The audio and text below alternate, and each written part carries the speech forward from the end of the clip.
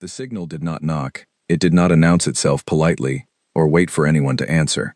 It simply arrived, cutting through every radio frequency, every satellite channel, every military comm line on the planet simultaneously, and in the space of 4 seconds, it ended the era when humanity believed it was alone. I was sitting at my workstation on the 4th floor of the United Nations Communication Analysis Center in Geneva when it happened. My name is Claire Donovan, and I had spent the last 11 years of my life translating noise into meaning.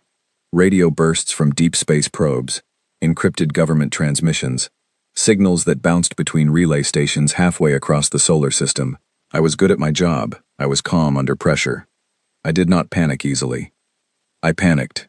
The screens in front of me went white first, all of them, at once. Every monitor in the building, the analyst said later. It lasted exactly 0.4 seconds. Then the signal settled into a pattern, and the pattern settled into language, and the language, somehow, was already translated. That was the part that stopped my blood cold. It was not in English. It was not in any single language. It was in all of them, simultaneously, perfectly. Mandarin and Arabic and Spanish and English and French, layered together like a cord, each thread intact, none interrupting the other. I put on my headset and listened, and this is what I heard. Species designation, human. Planet designation, Earth.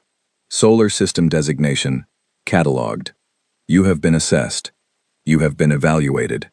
You have been found insufficient for independent operation. By the authority of the Cathara Directorate, governing body of the Consolidated Empire, you are hereby given formal notice. You will cease all military development. You will surrender all orbital defense infrastructure.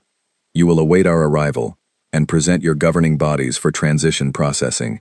You have 72 hours to comply. Non-compliance will result in pacification. This is not a negotiation. This is a courtesy. Then it stopped. For about 3 seconds, nobody in the building made a sound. Then everyone started talking at once.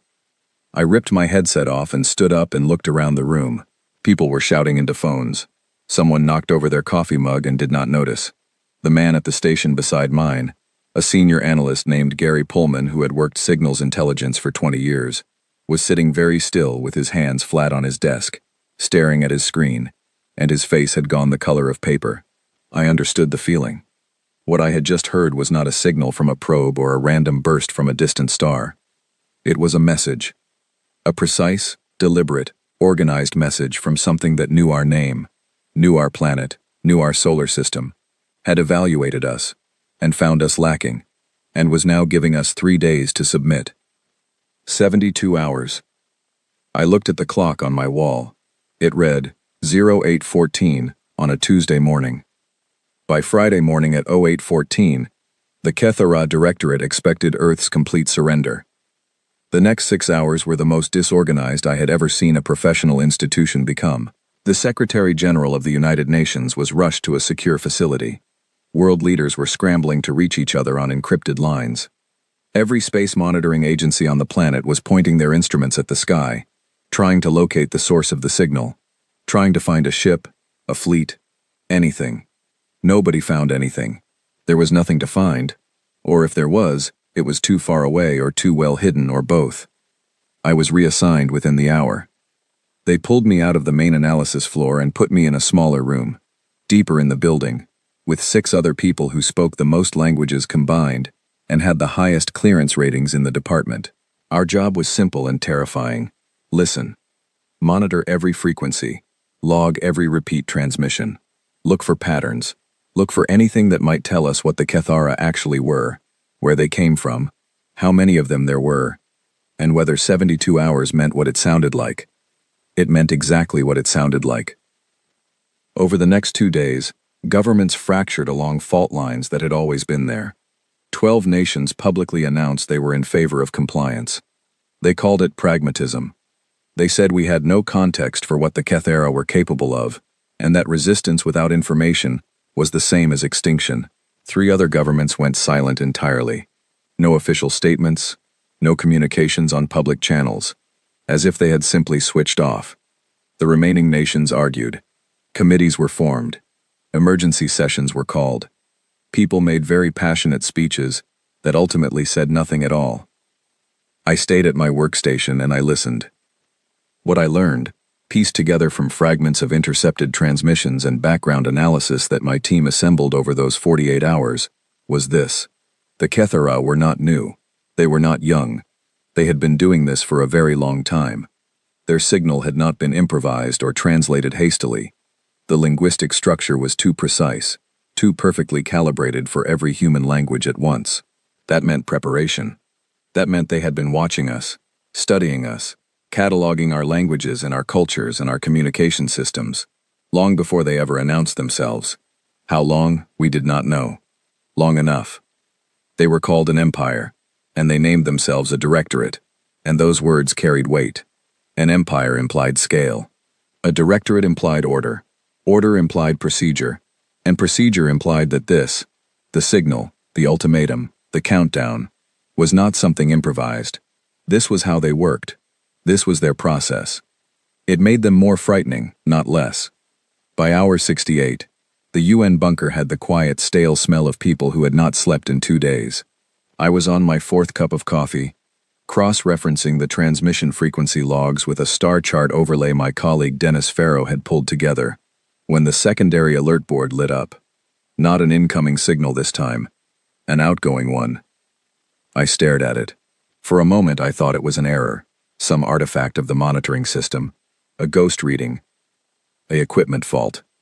But I checked the source tag and the timestamp, and the frequency signature 3 times, and they all said the same thing.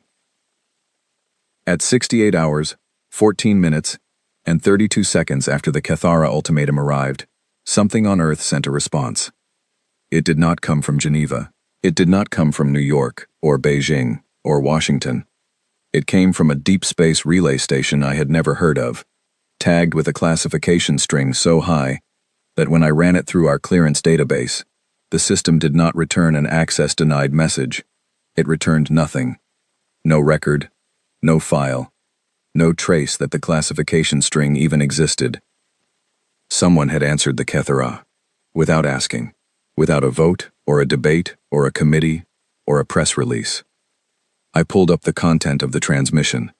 It was short, remarkably short for something that had just spoken to a 3,000-year-old empire on behalf of all of humanity. It was a set of coordinates. That was it.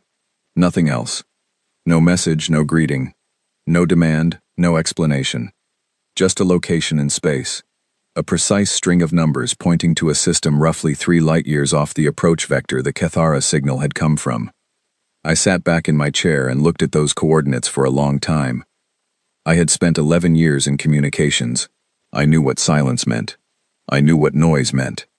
I knew what a message looked like when someone was afraid, and I knew what a message looked like when someone was not. Whoever had sent those coordinates was not afraid. I did not know yet whether that was the most reassuring thing I had ever discovered, or the most terrifying. I would spend the next several weeks figuring out which. I started tracing the origin of that signal at 04:47 in the morning, with cold coffee beside me, and Gary Pullman asleep in his chair 6 feet away. The trail was clean at first. Relay bounce, deep space handshake, standard encryption wrapper. But every time I followed it one step further back, I found another layer. Whoever had built this communication path had not wanted it found. They had buried it under 6 layers of signal masking, 2 dead-end relay loops designed to confuse automated trackers, and a frequency shift so subtle it had nearly fooled our own monitoring array into logging it as background radiation. I found it because I was very tired, and had nothing else to do, and I am, when it comes to signals, extremely stubborn. The origin tag at the bottom of the final layer was a 9-character alphanumeric string. I copied it onto a notepad and stared at it. Then I ran it through every database I had access to. Then I ran it through 3 databases I technically did not have access to, using authorization codes that a former colleague had left with me as a joke 2 years ago, saying I would never need them. Every search returned the same result. The string belonged to a project with no public name, no official budget allocation, no congressional or parliamentary record in any nation's archives that I could reach. But it had a designation. Buried inside the relay metadata, Stamped at the system level where no human hand had placed it recently, was a single word: Ares. I wrote it down. I underlined it. I sat back and looked at the ceiling of the bunker, and thought about a set of coordinates sent to an alien empire at 4 in the morning, by something that called itself Ares, and had apparently been hiding from every government on the planet for long enough to build a secret deep space relay network. I did not sleep after that. There did not seem to be much point. They came for me at 6 in the morning, which I later learned was the exact time they came for everyone they wanted. Not a polite knock, not a message on the intercom.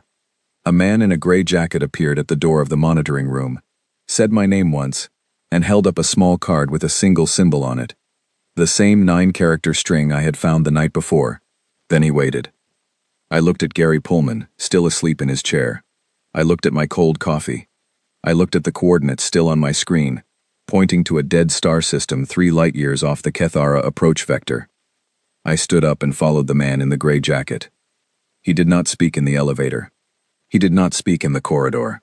He led me down 2 levels below the main bunker floor, through a security door that required both a retinal scan and a physical key, into a room I had not known existed.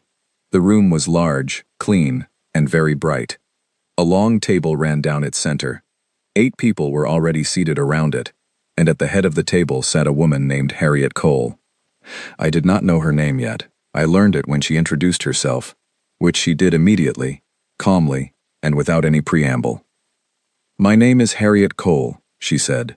"I am the director of a program called the Asymmetric Response and Expeditionary Strategy Initiative. We call it Ares. You found our relay tag last night. That tells me you're the right person to be sitting in that chair. Good morning, Claire." She was somewhere in her late 50s, with gray hair cut close and the particular stillness of someone who had spent decades making decisions under enormous pressure. She did not look nervous. She did not look proud or triumphant. She looked like someone who had been preparing for a very long meeting and was relieved it had finally started. "You sent the coordinates," I said. "We did. Without authorization from any government." "That is correct. And the coordinates point to a star system with no habitable planets, no indigenous life, no strategic value to anyone except us," she said. "Sit down, Claire. I am going to tell you everything. We don't have very much time and I need you to understand all of it, because in the next few weeks you are going to be the most important translator on this planet, and you cannot do that job if you don't understand what you're translating for." I sat down. What she told me over the next 4 hours rearranged everything I thought I understood about the past 40 years of human history. Ares had been started in 2031, not in response to the Kethara signal. That had arrived 3 days ago. Ares had been started because of something much quieter than a signal. In 2029, a deep space monitoring station in the outer asteroid belt had detected a gravitational anomaly that did not match any natural object in its catalog. It was faint. It lasted 11 minutes. It moved in a way that no comet or asteroid or rogue planet moved. Then it was gone. 2 astronomers filed a report. The report was classified within 48 hours by a joint intelligence committee that had been set up quietly and without public record specifically for this eventuality. Because there were people, even then, who had been thinking very carefully about what it would mean if humanity was not alone, and what it would mean if whoever else was out there found us before we were ready. Ares was their answer. Not a defense.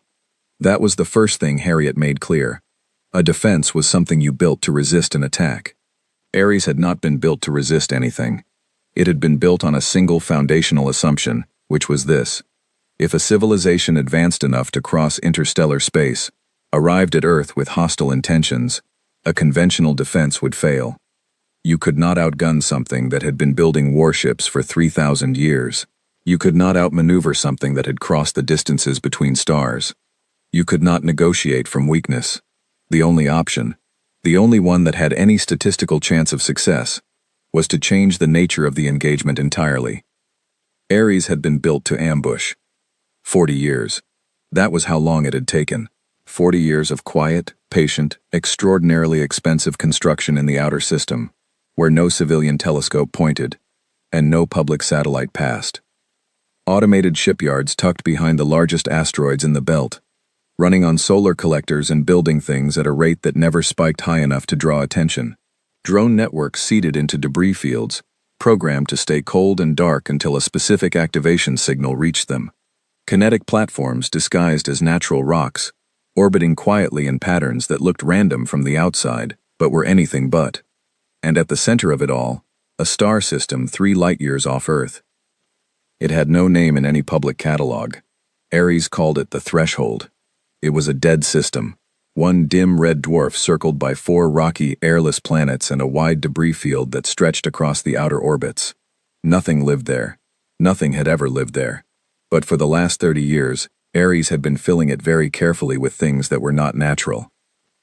Gravitational mines buried in the debris field, keyed to the mass profile of Cathara ships, drone swarms in the hollow centers of 3 of the larger asteroids, dormant, waiting.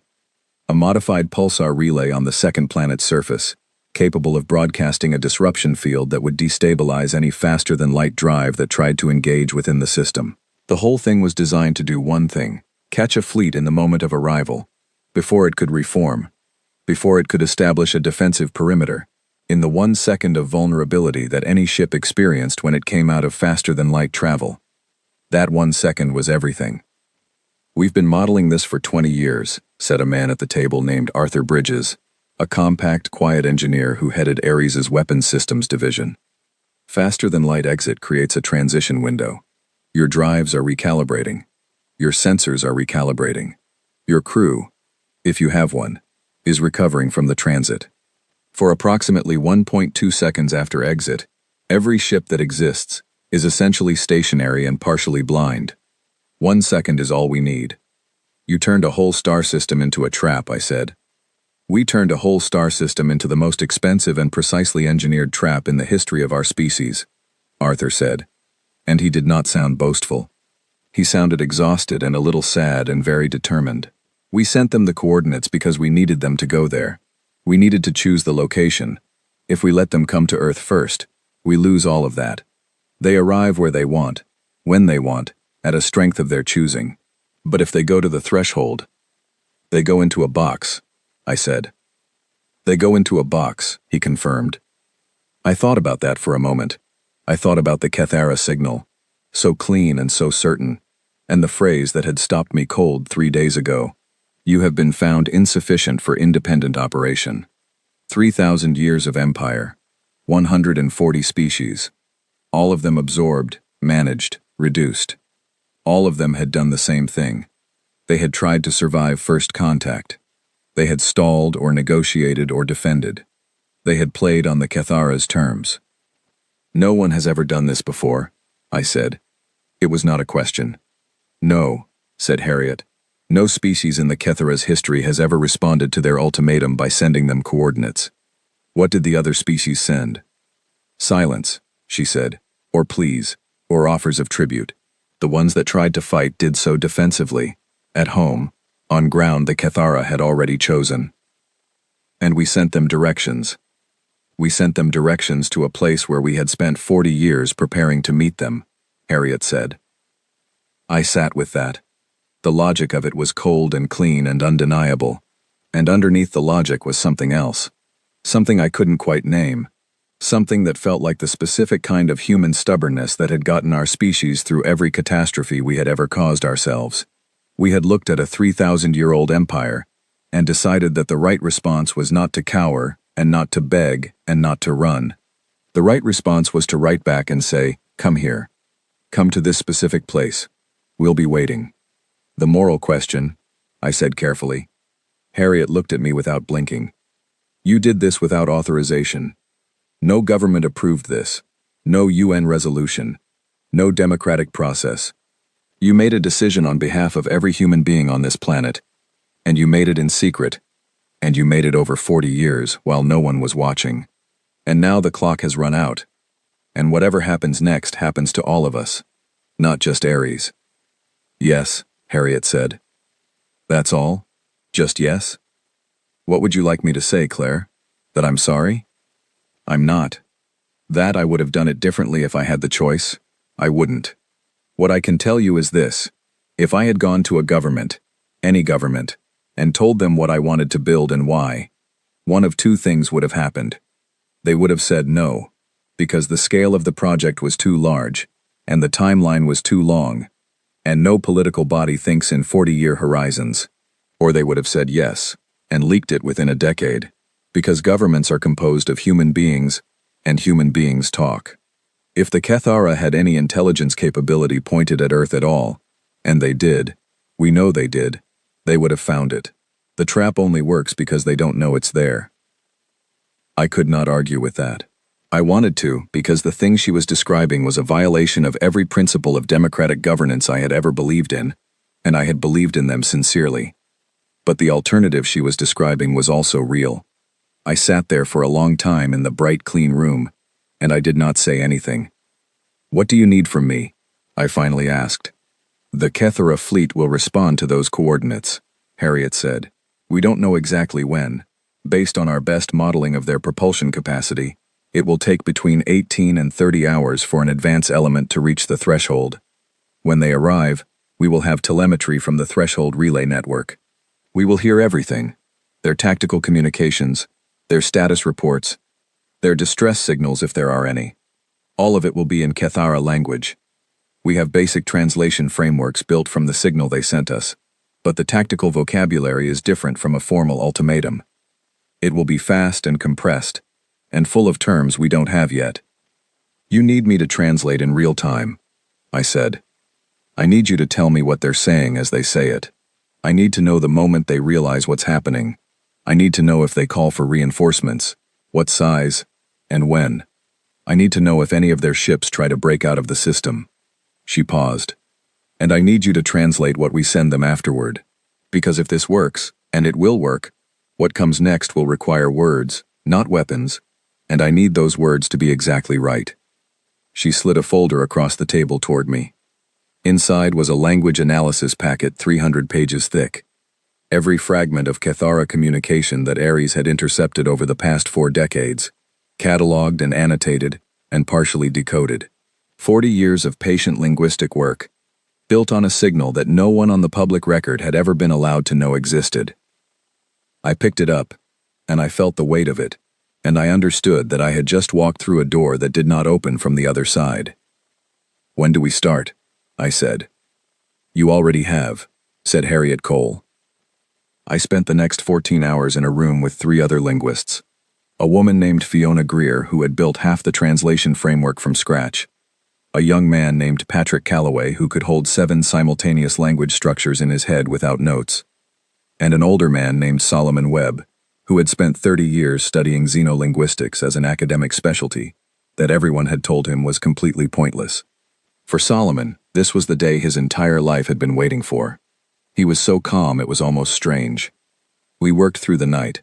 The Kethara language, or at least the formal register they had used in the ultimatum, had a structure unlike any human language family I had ever encountered. It was not built around subjects and verbs in the way Indo-European languages were. It was built around states of being and their relationships to permanent facts. Kethara grammar treated conquered things as objects, and everything else as potential objects not yet realized. There was no word in the formal register for an equal. There was a word that translated approximately as a temporary obstacle, and a word that translated as an entity of unknown category, but nothing in between. That gap in their vocabulary told me something important, something I filed away and returned to later. We were ready when the alert came. The Kethara advance fleet had reached the threshold. The telemetry room was a long, low space on the 3rd sublevel of the Ares facility, and it smelled like electronics and cold air, and the particular tension of people who had been waiting for something for a very long time, and were now watching it begin. Every surface was covered in screens, not the kind of screens you see in conference rooms. These were dense, layered, scrolling with data streams that came in across 6 different relay chains simultaneously. People sat at stations in 3 rows, heads down, headsets on, fingers moving without pause. I sat in the front row with Fiona and Patrick and Solomon, and I put on my headset, and I listened. The first Kethara transmission came through at 14 seconds after fleet arrival. It was short, confident. A status report, we determined. The advance fleet commander announcing arrival at target coordinates, confirming formation integrity, beginning preliminary scan of the system. The voice had a quality I had not expected. It sounded bored, routine. This was, for them, another stop on a very long journey that had never surprised them yet. I wrote the translation on my pad in quick, clean letters and passed it to Harriet, who was standing directly behind me. "Formation arrival confirmed," I said quietly into my headset. "Commander designating this system as Category 4 survey. He's telling his ships to spread into standard assessment formation. They're not expecting anything." "Good," Harriet said. She was very still. She had her hands clasped behind her back, and her eyes were fixed on the largest screen at the front of the room, which showed a schematic of the threshold system, with 200 small icons moving in slow spread formation across it. 34 seconds after arrival, the first mine activated. The gravitational mines were not explosive in any traditional sense. They were field generators. Dense, compact machines buried in the debris field that could project a localized gravity distortion when triggered. In space, a sudden localized gravity spike does not cause an explosion. It causes something worse. It causes a ship's structural integrity to react to two contradictory gravitational pulls at once, and the reaction is instant and complete. 11 Cathara ships in the outer ring of the formation hit the first mine cluster simultaneously. The transmissions changed immediately. The boredom was gone. What replaced it was a specific quality of sound that I had no word for in any of our translation notes, because we had never heard it before in their language. It was fast, sharp, overlapping. Multiple voices cutting into each other in ways that violated the strict hierarchical communication protocols I had seen in the formal register. In Cathara hierarchy, subordinates waited. They did not speak over commanders. They were speaking over their commanders now. "Multiple hull integrity alerts," I said, forcing my voice flat. "Several ships reporting drive destabilization. The outer screen is breaking formation. Commander is... He's demanding a status report from the outer ships. He's not getting coherent answers." "The second wave?" Harriet asked quietly. "Not yet in the translation." "Wait." The drone swarms activated at 48 seconds. The drones were not large. They had been designed specifically not to be large, because large targets were targets that could be identified and destroyed before they reached effective range. Each drone was roughly the size of a human fist, made primarily of a radar-absorbing composite material, and armed with a directional electromagnetic pulse emitter, powerful enough to disable the navigation systems of a ship 10 times its size. There were approximately 400,000 of them spread across the 3 asteroid hollows in the system's inner belt, and they had been dormant for 11 years, and they woke up all at once. 400,000 small, cold, fast, angry things, coming out of the dark from 3 directions at once. The Cathara tactical chatter became, very briefly, extremely loud. "They see them," Patrick said from beside me, faster than I could get there. He had caught the targeting terminology before I did. "They're trying to bring point defense online. Commander is ordering... He's ordering a 180-degree reorientation. He wants the fleet to face the incoming swarm. He's pulling the outer ships inward." "He's pulling them off the minefield," Arthur Bridges asked from across the room. "He doesn't know the minefield is there," I said. "He just saw the drones come out of the asteroid belt, and he's turning to face them. He's doing exactly what any competent commander would do." "Which means the inner formation is now moving through the primary mine zone," Arthur said, and there was something in his voice that was not quite satisfaction and not quite grief. It was the sound of a man watching a plan work exactly as designed, understanding what that meant for the things on the other side of it. The second mine cluster triggered at 59 seconds. The Cathara transmissions in the minute that followed were unlike anything in our translation database. The structured, hierarchical precision of their communication collapsed entirely. Individual ship commanders were broadcasting without waiting for authorization. The fleet frequency, normally a single clear channel with strict traffic discipline, became a layered mess of overlapping voices, and underneath them all was a sound I had not expected, something that translated, very approximately, as a request for confirmation that this was happening. They were asking each other if this was real. I understood, in that moment, something important about the Cathara. They were not unprepared in any conventional sense. They were competent and organized and experienced. What they lacked, what 3,000 years of uninterrupted success had taken from them, was the mental framework for a situation they had never encountered. They had protocols for resistance. They had protocols for defense. They had protocols for a species that fought back from its home planet with whatever weapons it had managed to build. They did not have a protocol for arriving at coordinates that had been provided by the enemy and finding that those coordinates were a prepared killing field. The concept did not exist in their tactical doctrine. It had never needed to. "The pulsar relay is active," said a technician at the end of the row. The relay on the second planet's surface was the final piece. It broadcast a disruption field, tuned to the specific frequency range of Kethara, faster-than-light drives, information extracted painstakingly from 40 years of intercepted technical transmissions. While the relay was active, no ship in the threshold system could engage an FTL drive. They could not run. The only way out was conventional thrust, through a debris field seeded with mines, under fire from 400,000 drones coming from 3 directions. The Kethara fleet commander made a decision at 72 seconds that I thought, afterward, was actually the best decision available to him in an impossible situation. He ordered the surviving formation to consolidate around the 3 largest remaining warships, concentrate point defense fire on the drone swarms, and push in a single vector toward the system's edge at maximum conventional thrust. He was trying to break out. He was accepting losses and giving up the scattered formation and pushing for distance, because distance was the only thing that would eventually get his ships clear of the relay's range. It was a good plan. It was the right plan, given what he had. It did not work because the drone swarms had been programmed for exactly this response. The consolidation move that brought the surviving ships together also brought them together within the operational radius of the 3rd asteroid's drone hollow, which had not yet opened. It opened now. I heard the commander's voice change. In all the chaos of the transmission, his voice had stayed controlled. Command voice. I recognized it across species. It had a quality that was unmistakable. He had been giving clear orders in deteriorating conditions, and his voice had not broken once. I respected that, in the way you can respect something and oppose it completely at the same time. When the 3rd swarm came out of the dark, his voice changed.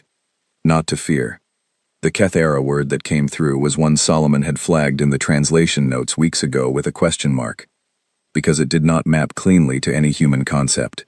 Solomon had tentatively translated it as a state of recognition that a situation is outside all known categories. What did he just say? Harriet asked. She had been watching my face. He said something we don't have a good word for, I told her. The closest I can get is, he told his crew that they were somewhere he had never been before. Harriet nodded once and looked back at the screen. The battle, if you could call it a battle, which I was not sure you could, because a battle implies 2 sides fighting, and what happened in the threshold was closer to a reckoning than a fight, lasted 19 minutes from the first mine activation. At the end of those 19 minutes, of the 200 Kethara ships that had entered the system, 160 were completely disabled. Their power systems were down, their drives were dead, and they were drifting in the debris field. The other 40 had managed to get clear of the relay's range and engaged their FTL drives, and they were gone.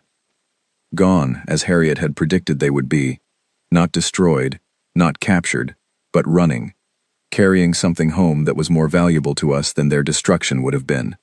Information. What did we lose? Harriet asked Arthur, and her voice had not changed at all. Arthur looked at his pad. Station 7 is fully offline. The Eastern drone net took significant losses from Kethara point defense. We're at approximately 60% operational capacity there. 11 relay nodes in the outer debris ring are destroyed. He paused. No human casualties. All systems were automated. No human casualties. I turned those words over in my head. 40 years of preparation, and the first genuine engagement between humanity and an interstellar empire had produced no human casualties. That was not luck. That was engineering. That was the specific result of building your trap correctly and on the right terms. Start recovery and reconstruction protocols on Station 7, Harriet said.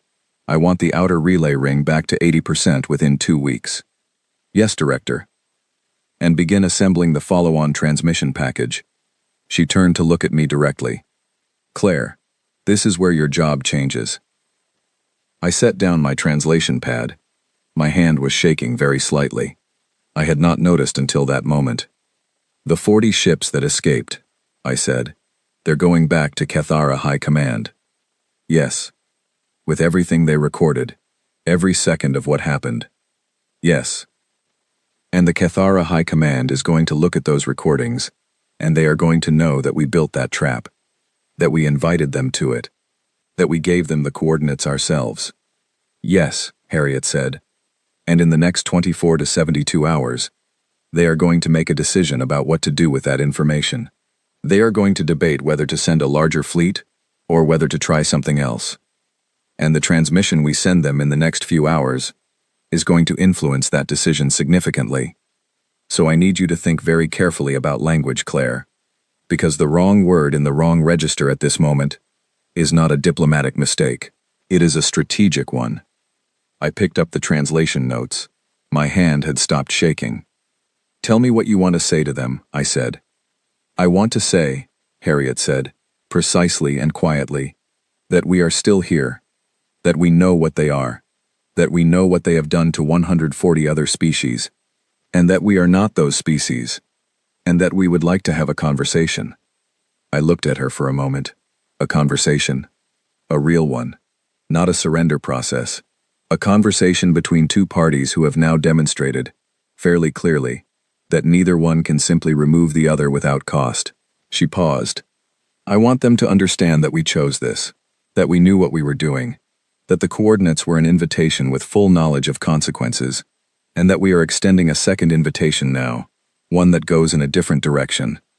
You want them to be uncertain, I said. You want them to not know what we are. I want them to be curious, Harriet said. Uncertain entities get destroyed as a precaution. Curious entities get studied.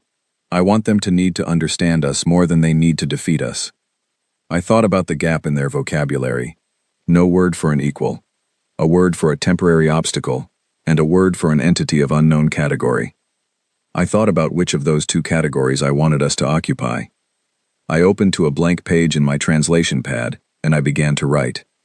The message took 4 hours. Every word was chosen by committee. Myself, and Fiona, and Patrick, and Solomon, and Harriet, and Arthur, all of us arguing in low voices over shading, and implication, and register. In Cathara, formal language, the choice between two nearly synonymous words could carry the difference between a statement of defiance and a statement of invitation. We needed both at once, and they had to be indistinguishable from each other. When it was done, it was 6 sentences long. Solomon transmitted it at 03:17 in the morning from the same deep space relay that had sent the first set of coordinates. Then we waited. 72 hours passed, and the Cathara said nothing. I know, because I was monitoring every frequency the entire time. The team ran in shifts, 6 hours on, 3 hours off, but I did not take my full off hours. I slept in the chair beside my station, with one earpiece in, and I woke up every time the background signal frequency changed, which happened 11 times in those 72 hours, and meant nothing 11 times. I was running on bad food from a vending machine 2 floors up, and the kind of alert, wired exhaustion that comes from adrenaline extended past its natural lifespan, and I did not leave the building. On hour 73, Harriet came and sat beside me and handed me a cup of actual hot coffee and said, "The silence is the answer, Claire. You understand that?" I did understand it. I had been sitting with it for 3 days. The Cathara had not sent a second fleet. They had not repeated the original ultimatum. They had not gone quiet in the way a force goes quiet before a strike. There were specific signal patterns associated with that, according to the Ares Intercept archives, and none of them were present. The silence was not the absence of a decision. It was a decision in progress. Something was being argued about, somewhere in the Cathara High Command, and whatever it was taking longer than their standard response protocols. That was significant. Standard response protocols, according to 40 years of Ares analysis, were fast. The Cathara Directorate was old and organized. and they had procedures for everything. When a species resisted, there was a response timeline. When a species resistance failed, there was a response timeline. There was no procedure listed in any of their intercepted operational documents for a species that sent coordinates to a trap, defeated your advance fleet in 19 minutes, and then sent you a politely worded 6-sentence message asking if you'd like to talk. The absence of a procedure was creating a delay, and the delay was creating something inside Kethara High Command that their system was not built to handle well. Debate. On hour 78 I got something. Not from the Kethara Directorate. From 3 different points in space, all of them well outside the solar system, all of them using frequencies and encoding methods that were completely unlike the formal Kethara transmission standard I had been working with. I almost missed them. They were very faint. Patrick caught one of them while I was on a rest break, and I was back at my station within 2 minutes of him sending the alert. They were short. Each one was a burst transmission, compressed, and they had been routed through relay chains that bore no resemblance to Kethara's standard infrastructure. They looked like amateur radio work, improvised, patched together, using what was available. The coding was nothing we had seen before. But the language inside them, when I stripped out the technical noise and looked at the signal core, was recognizable. Not Kethara formal, not Kethara tactical, something else, something older, more worn, more compressed. Like the same root language spoken by people who had been using it in secret for a very long time, in short bursts, where every word had to carry maximum meaning because there was no room for waste. It took Solomon 6 hours to build a working framework. When he did, we sat together and read the 3 transmissions. They were from 3 different species. We did not know their names, and the transmissions did not provide them. What they provided were 3 things. The current location of a Kethara resupply fleet serving a sector 200 light-years away, a partial schematic of what appeared to be a Kethara command ship's internal layout, and a list of 22 star systems with notes on each one that Solomon translated, after careful work, as where we are and what they tell us to do there. They were client races, species that the Kethara had pacified and managed, possibly for centuries. They lived under the Directorate's organization, their military capacity removed, their development controlled, their resources allocated by administrators they had not chosen. They had watched 40 ships come home from the threshold, and they had, apparently, drawn conclusions. They were not offering alliance. There was no declaration of solidarity in any of the 3 transmissions, no emotional appeal, no shared enemy framing. What they had sent was pure information, useful information. Information that, in the hands of the right people, had genuine strategic value. Harriet looked at the 3 translations for a long time without speaking. "They're not risking themselves," she said finally. "If any of this is traced back to them, they're in trouble, but they sent it anyway." "They've been waiting," Solomon said simply. He was looking at his notes with an expression I recognized as the look of a man confirming a theory he had held for 30 years. They've been waiting for someone to do what we did, not because they thought it would work, because they needed proof that it was possible to do it at all. Harriet set the translations down. "Does this change our response to the Directorate?"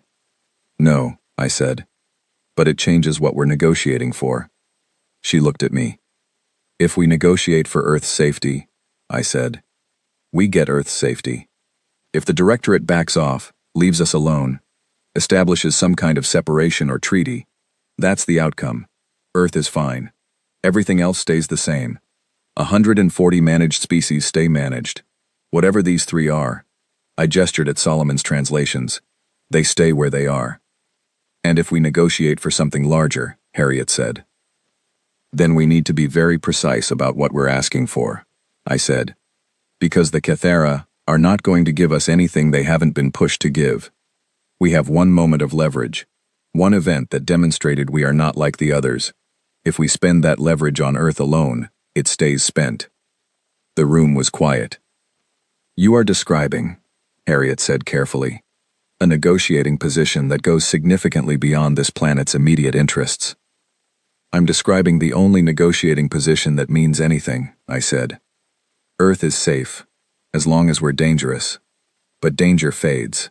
Technology ages.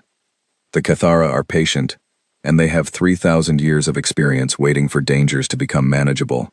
If the only thing we have is the memory of the threshold, it will be enough for 50 years, maybe 100, and then it won't.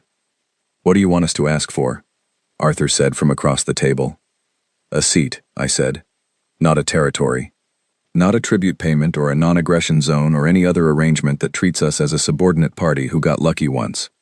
A seat at whatever deliberative body the Kethera use to make decisions about which species fall under their authority. Veto power over pacification decisions. A formal structural role in their governance that costs them something real to grant and costs them something real to remove. They will never agree to that, Arthur said. They might not agree to it now, I said, but they sent us an ultimatum, and we sent them coordinates, and now they have been silent for 78 hours, which means they are in a conversation with themselves that they were not supposed to be having. That conversation is evidence that our leverage is real. The question is whether we spend it on something that lasts, or something that makes us comfortable for a generation. I looked at Harriet. She was looking at me with an expression I could not read. How long have you been thinking about this? She said. Since about hour 20 in the translation room, I said. There's a gap in their vocabulary. In the formal register, there is no word for a peer. There are words for subordinates, for threats, for entities not yet categorized, but no peer, no equal. The concept does not exist in their formal political language. Which means what? Which means their entire legal and administrative structure does not have a framework for it. If we ask to be equals and they agree, even partially, even in a limited and defined context, we are not filling an existing role in their system. We are creating a new category, and once a category exists in a language and a legal structure, it becomes available to others. The room was very quiet. The 3 species who sent us information, Fiona said from the end of the table. They would be watching, I said, and they would know. Harriet picked up the translations again. She read through them slowly. The room waited. Outside the facility, far above us, the sun had come up over Geneva, and the city was doing what it always did, continuing. All right, Harriet said. Then we write a second message. Before we could do that, however, a door that had been shut for 80 hours opened. The news broke at noon on the 4th day after the Kethera ultimatum. Not through a press release or a government announcement. Through a recording. Someone in the lower floors of the UN bunker in Geneva had been keeping a private audio log, and that log had been sent to a journalist. And by the time Harriet's communications team found out about it, the story was already moving across every major network on the planet. The story was not the threshold battle. The recording did not have access to that. What it had was the original Ares reveal meeting. Specifically, a fragment of Harriet's voice confirming that a secret program had sent an unauthorized response to the alien ultimatum on behalf of all humanity without any government's knowledge. Within 4 hours of broadcast, 14 governments had filed formal requests with the UN Security Council demanding a full inquiry. 3 heads of state made public statements. 2 of them used the word reckless. 1 used a word that was more heated than that. Social media was a wall of noise that I deliberately did not read. Harriet was summoned to an emergency UN session. She went. She took me with her. Because she said she needed her translator present, and I think she also needed someone in the room who understood what she had actually done and why. The session was held in the main chamber. The chamber was full. I sat behind Harriet at the witness table and watched the faces of ambassadors and ministers and representatives from every corner of the planet. And what I saw in those faces was a specific mixture that I recognized from my years of watching people receive news they were not prepared for. Fear, relief, anger, and a helpless, grudging, furious awareness that something had been done that could not be undone and had, so far, not ended in catastrophe. Harriet did not apologize. I want to be precise about that, because it matters. She was direct and she was clear, and she was, at every moment, completely honest about what Ares was, about what she had done, about why, and about what had happened at the threshold. She did not use softening language. She did not say that she regretted the lack of oversight, while implying she would have sought it. She said, "A vote would have leaked. A leak would have ended the mission. The mission was necessary because the alternative was a 3,000-year-old empire absorbing us into a managed population of resource providers with no independent future. She had made a choice in the only way that gave the choice any chance of succeeding. Then she answered every question that was put to her. There were many questions. They lasted 4 hours. Afterward, walking back through the corridor toward the secure elevator, I asked her how she felt. Tired, she said. You? The same. I paused. They're angry. Yes. Some of them think you had no right. Some of them are correct, she said. I didn't have the right in any procedural sense. I had something else. What? She considered. The math, she said finally. The math said that the authorized path failed with high probability, and the unauthorized path succeeded with reasonable probability. And I chose the path that kept the species alive. That is not a right. It is a decision. I'll carry it either way. We reached the elevator. The door opened. The second message, I said. We still need to write it. I know, Harriet said. Tonight. What's the word? I asked. The one you want to send them. The one after the coordinates. She stepped into the elevator. The door began to close. Home, she said. We sent them Earth's coordinates at 11:48 on a Wednesday night, 3 weeks and 2 days after the Cathara fleet had arrived at the threshold and not come home. It was not reckless. I want to be specific about that, because when people later described what we had done, the word reckless came up frequently, and it was wrong. Every decision in the Ares framework had been made with precise and careful attention to consequence. Sending our actual location was not bravado. It was a calculated statement. We know what you know. We know you can find us anyway. And we are choosing to give you this openly, because the gesture means something different when it is voluntary. Attached to the coordinates was the second message. It was longer than the first. We had worked on it for 9 hours, the 5 of us in the translation room, going word by word through every phrase in a language that had no structure for the concept of a peer. We had to build the concept from components that already existed in their vocabulary. We used the words for entity of unknown category and permanent facts and state of being in a way that no Cathara formal document had ever used them together. Solomon called it syntactic sculpture. Fiona called it the most stressful writing session of her life. Patrick said nothing. He was still holding his head in his hands from hour 7 onward, which was how he processed things. When it was done, the message said, Informal Cathara Register, something that translated approximately as this. We are the species you addressed at the beginning of this exchange. We are located at the attached coordinates. We are aware that you can identify our location by other means, and we offer this openly as a demonstration of intentional disclosure, which in your language carries the legal weight of a formal declaration of status. We are declaring our status. We are not a threat not yet addressed. We are not a temporary obstacle. We are not a species awaiting categorization. We are a party to this conversation, and we would like to continue it here, at our location, on terms that recognize this description as accurate. We will receive an envoy. That last sentence had taken 2 hours on its own. In Cathara formal language, the phrasing of an invitation was layered with implicit hierarchy. You could phrase an invitation as a summons, which positioned the speaker above the recipient. You could phrase it as a petition, which positioned the speaker below. We needed something that existed in neither position, an invitation between parties of stated mutual standing. The language did not have a standard form for it. We built one. Solomon was not sure it would parse correctly to a native reader. Fiona said it would parse correctly. It would simply parse as unprecedented, and unprecedented was what we were going for. We sent it, and we waited again. This time the silence lasted 11 days. 11 days in which the world did not exactly calm down but reached a sort of exhausted equilibrium. The UN inquiry into Ares was still ongoing. 3 governments had officially protested.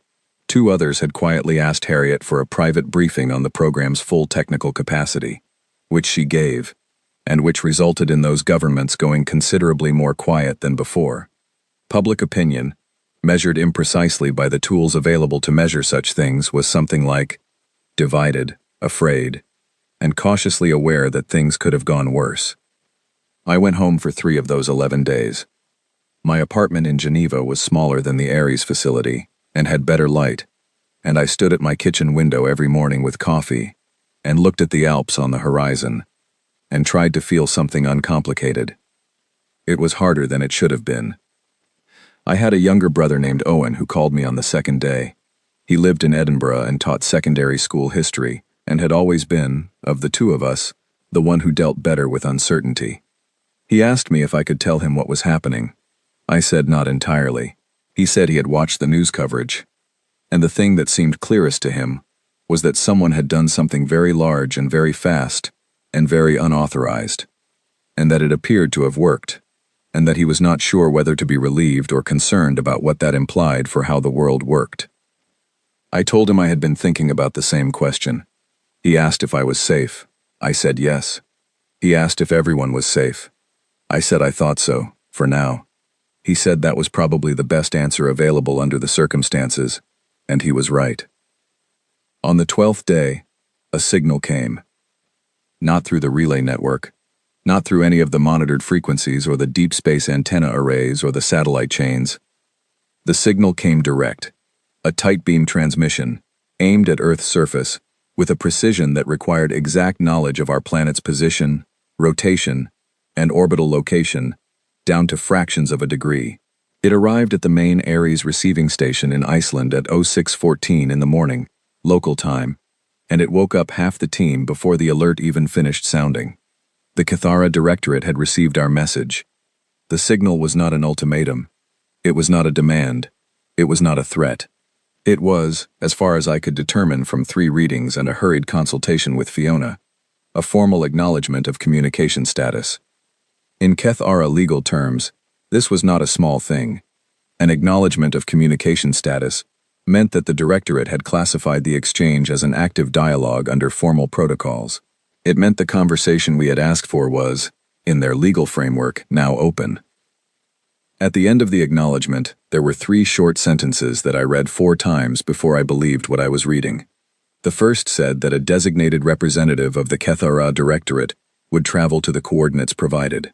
The second said that this representative held full authority to conduct dialogue on the Directorate's behalf. The third said that the Directorate had noted our use of a new syntactic construction in the previous message, and was attaching a question, had the construction been deliberate. Solomon laughed out loud when I translated that to the room. It was the first time I had heard him laugh in 3 weeks, and it was a full, genuine laugh, the kind that only emerges when tension has been held too long, and something unexpected breaks it. "They noticed," he said. "They noticed," I agreed.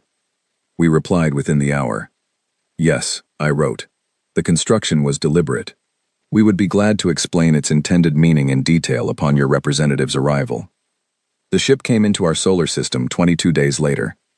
It came through the monitoring station's long-range detection array first, a contact moving at a velocity consistent with deceleration from FTL, on a direct trajectory from the general direction of Cathara territory. The contact was single. One ship. Every orbital defense system Ares had maintained above and around Earth had been quietly moved to passive status.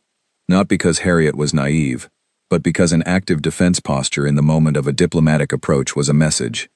And it was not the message we wanted to send right now. The ship decelerated into the outer system and waited. It broadcast a single short transmission on the acknowledged frequency, using the communication status identifier we had established. It was waiting for permission to approach. Harriet looked at me across the table in the briefing room. "That's new," I said. "For them." "Asking permission," she said. "Asking permission." She nodded once. "Tell them yes." The ship came to orbital distance and held position above Earth's equatorial plane. It was not what I had imagined, though I could not have said what I had imagined instead. It was large, but not ostentatiously so, roughly 3 times the length of the largest human-built structure that had ever been placed in orbit. Its surface was dark and smooth, with a geometry that suggested function rather than display. It had no weapons visible, though I was not naive enough to assume that meant it had none. We went up to meet it. When I say we, I mean a delegation of 6. Harriet, myself, Solomon, Arthur, and 2 representatives from the UN. An ambassador named Victor Crane, who had been specifically selected for this, because he had spent 30 years as a multilateral negotiator and did not, as Harriet put it, rattle easily. And a woman named Lydia Park from the General Assembly's Committee on Emerging International Frameworks, who was there because she had written the only existing theoretical paper on how human legal structures might be adapted for interspecies diplomacy. We went up in an Ares shuttle, docked at a port the Kethara ship had opened without being asked to, and were escorted inside by two beings who did not speak, who were taller than any human I had ever stood near, and who moved with the particular precision of creatures for whom every motion was intentional. The Kethara envoy was waiting in a room that had been arranged, clearly and deliberately, in a configuration that resembled a meeting space. Not a throne room, not a command center. A meeting space. Two sides of a table, each with seating scaled to the occupants on that side. The envoy's name, the transliteration I worked out over the following weeks, was something close to Varric. He was old, not in the way that humans become old, which usually involves visible wear and diminished energy, but in a way that read as accumulated time, a quality of stillness and attention that felt geologic. He had been, according to what I was later able to establish, in some kind of senior diplomatic or administrative role within the Kethara Directorate for over 300 years. He looked at me for a long moment when we were introduced.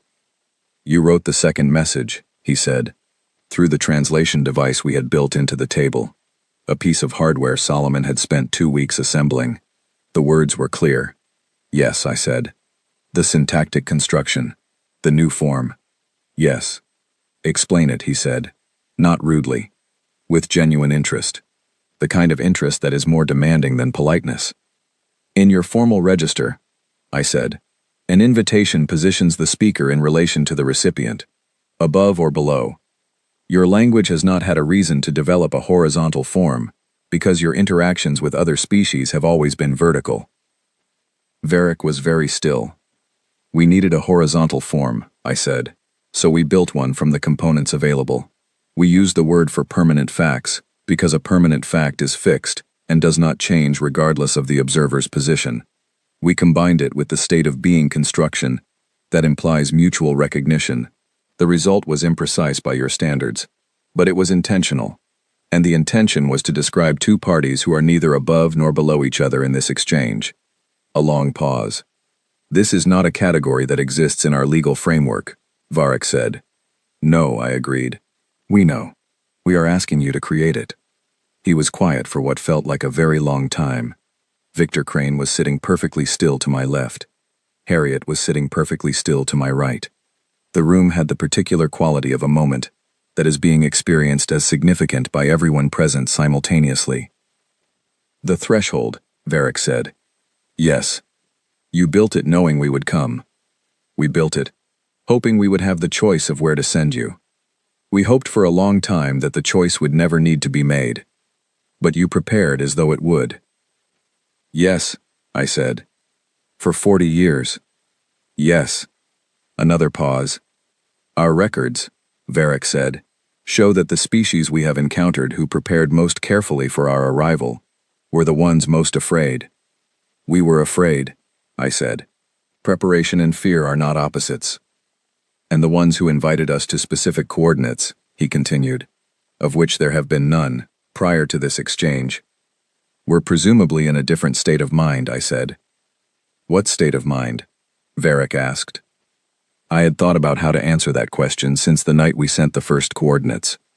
I had turned it over and looked at it from different angles and tested different words against it in different languages. I had a word in English, and I had spent several weeks building a Kethara equivalent. "Decided," I said. In the Kethara construction I had prepared, it came through as something closer to a permanent fact about one's own nature, reached without external pressure and maintained without revision. In their vocabulary, that was a legal category. It described the constitutional principles of the Directorate itself, the things that did not change. I had called us a constitutional fact. Varric looked at me for a very long time. Then he said, "Informal Kethara register," a phrase that Solomon turned to me with wide eyes to confirm the translation of, because neither of us quite believed it. It translated as, "That construction may have merit." The negotiations lasted 4 months. Not 4 months of every day, but 4 months of sessions held in the ship above Earth, and in a converted facility in Geneva, and, in 3 cases, via transmission, when Varick needed to consult with the Directorate, and the distances involved made physical presence impractical. Victor Crane was brilliant in those sessions. Not aggressive, not deferential, but precise and patient, and absolutely clear about what was being asked, and why. What we asked for, in the end, was this: a formal consultative role in the Directorate's review process for new species contact, not a veto in absolute terms, because the Kethara would not grant an absolute veto, and asking for one would have ended the negotiation. What we got was a mandatory consultation period. Any species identified for potential contact had to be reviewed by a joint panel that included a human representative before pacification procedures could be initiated. The panel's recommendation was not binding, but the Directorate was required to respond formally to any objection raised, in writing, within their legal record. It was not everything. Lydia Park told me privately that in terms of international law precedents, it was remarkable. In terms of what we had hoped for at the very beginning of the conversation, it was a starting point. Varick told me, in one of the last sessions, that the Directorate had reviewed the threshold records extensively. "Your drone network suffered significant losses," he said. "Yes." "Your automated stations took considerable damage." "Yes." "You sustained no living casualties." "No. This was intentional," he said. "We were not interested in being heroic," I said. "We were interested in being right." He made a sound that I had come to recognize over 4 months of translation work as something approximating acknowledgement. "The 3 communications you received," he said, "from species under our administration." I looked at him carefully. "Yes. We are aware of them," Varick said. "We have been aware of them since they were sent. We chose not to act on that awareness." I considered what he was telling me, and what he was not telling me. "The panel," I said, "when it reviews cases, would those species be eligible for a different classification status if a formal objection were raised?" Varick looked at me for a long moment. "The panel reviews new cases," he said carefully. "And if existing cases were formally revisited on the basis of new information?" Another long pause. "The legal structure," he said, "would need to be examined for applicable precedent." I nodded. "We would be glad to help examine it," I said. He left 4 days after that session. The ship pulled away from Earth's orbit on a clear morning in November, and I watched it from the observation deck of Geneva Station, the new orbital platform that had been the first publicly announced product of the Ares program, a gesture of transparency that Harriet had insisted on. Behind the Kethara ship, moving at a respectful distance as though uncertain of their own position, were 3 other ships, small ones, nothing like warships. They had arrived 2 days before, and they had not broadcast on any standard channel. They had sent a single tight beam transmission to the Ares relay network, in a compressed version of the same improvised language we had decoded weeks ago. Solomon had translated it in 20 minutes. It said, "We would like to speak with you about what happens next." They were not declaring independence. They were not announcing a revolution. They were asking a question. A real question, tentatively, in a voice that carried the specific weight of something spoken for the first time, after a very long time of silence. I was still working on the response when Harriet came to stand beside me at the observation deck window. She had a coffee, which she handed me without asking. "How many languages can you hold in your head at once?" she asked. 7, comfortably. 9 if I haven't slept. "And the Kethara register?" "Fluently, as of about 6 weeks ago." "The 3 new ones?" "Frameworks only so far. I need another 2 months." She was quiet for a moment, watching the ships. "We did something that has never been done before," she said. Not proudly. Observationally. The way you would note a fact. "We sent directions," I said. "We sent directions," she agreed. "To a place we had prepared. And then we sent a word." "Conversation," I said. It was the right word. I looked at the 3 small ships, hanging in the dark above the planet, waiting for an answer. I thought about the legal structure that needed to be examined for applicable precedent. I thought about 40 years of patient, stubborn, unauthorized preparation by people who had decided, before the choice was necessary, who they were and what they would not become. I thought about Owen in Edinburgh, teaching history to teenagers, and the question he had asked, should I be relieved or concerned? Both, I had wanted to tell him. Hold both at once. It is the only honest answer, and it is also the one that keeps you working. I turned away from the window and went back to my desk. 3 new languages were waiting. The response needed to be right. In this particular kind of conversation, the words were not secondary to the strategy. They were the strategy.